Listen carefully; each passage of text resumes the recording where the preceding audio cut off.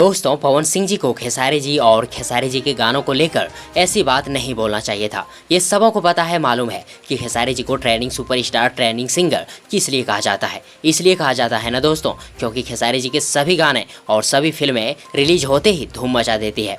Friends, दरअसल बात यह है कि पवन सिंह जी का कहना है कि खेसारी का गाना हम लोगों के गानों से अधिक इसलिए चलता है क्योंकि खेसारी अपने गानों को ऐड बना देते हैं, और जब गानों को एडवर्टाइजमेंट, विज्ञापन बना दिए जाते हैं तो ऑलरेडी खेसारी के गाने सभी लोगों के मोबाइल में पहुंच जाता है। और जो खेसारी का गाना सुनना और देखना भी नहीं चाहता है, वो भी कुछ देर तक ऐड रहने के कारण देख लेते हैं और सुन लेते हैं, और उससे खेसारी के गानों में व्यू आ जाते हैं। दोस्तों, पवन सिंह जी का कहना बिल्कुल गलत है, क्योंकि मैंने अभी तक खेसारी जी के किसी भी गाने का ऐड नहीं देखे हैं, जबकि पवन सिंह जी के कई गानों का ऐड मैंने देखे हैं।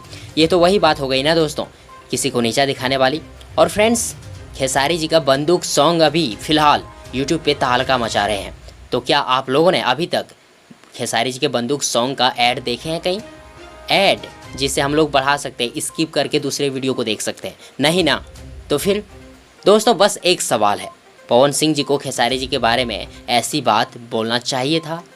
हाँ या ना, कमेंट बॉक्स में जरूर लिखिएगा। और यदि आप सबों को ये वीडियो पसंद आई हो तो प्लीज़ वीडियो को लाइक करें, वीडियो को अपने दोस्तों के साथ शेयर करें, और हाँ, चैनल को सब्सक्राइब करना और साथ ही चैनल के बेल आइकन को प्रेस करना ना भूलें। थैंक्स, मिलते हैं एक और नई वीडियो लेकर, तब तक के लिए good wishes for good luck.